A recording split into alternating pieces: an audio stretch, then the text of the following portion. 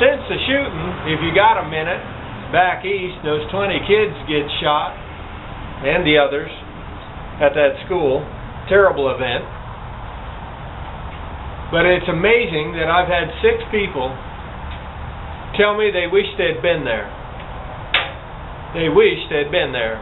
All of them separate at the separate times, not all together by any means. And they were separate, and they came in. Now 3 of them were young teenagers, and they said, "I wish I'd been there." And they'd open up and pull out the knife out of their pockets and said, "Man, I'd have killed him." Well, I told them, I said that fighting a gun with a knife don't usually work real well. And if it had worked real well, that somebody could use a knife on attacking a man with a gun, then the Native Americans would still have this country for themselves. Be that as it may, then I had a couple of adults say that they were carried concealed, and if they'd have been there, they'd have killed him, and they saved a lot of lives. But I had one, only one, that was a woman that said it. Now she drifts in now and then, young lady, and there's a few in this town that are of her profession, a lady of the night, if you will. And she stops by and gets candy and snow cone before she goes off for her evening work. And be that as it may, she said she wished she'd have been there. She said, "I would have stopped that." And I said, "You carry concealed?" She said, "No." She said, "I don't have any weapons, not needed." She said, "I don't need a weapon." She said, "I am my own weapon." And I said, "Oh, karate or something?" She said, "No." And I said, "Okay, a guy's pulled out a gun, going to start shooting a bunch of kids. How would you have stopped it?" She said, "Real simple." She said, "I'd have started taking off my clothes.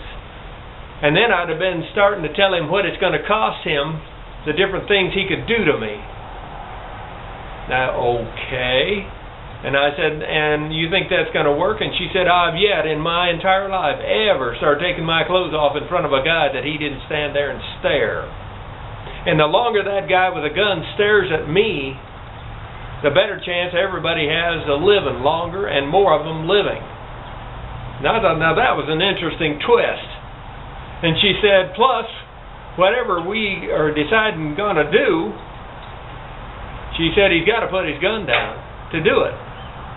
And so with that in mind, she said once that gun's away from him, or at least 50-50 chance of taking it away from him, she said then she'd do her best to fight the gun away from him.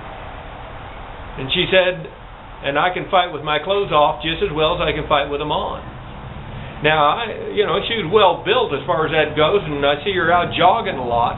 So I suppose that young lady probably could handle herself. And in her profession, I bet she's had to fight off some guys occasionally that wanted more or wanted it for free.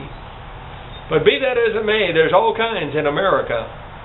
And most people just look down at those kind of people. But when on the street for 30 years, I've had everything from the Klan to witches to the ladies of the night, and I treat them all like they would like to be treated, like human beings. And maybe, just maybe, if she or a woman like her had been there, there might have been a lot of people still alive today. Rate this film. You guys have a good day, and I hope we all get some moisture. Not that I like snow, but we sure need the moisture.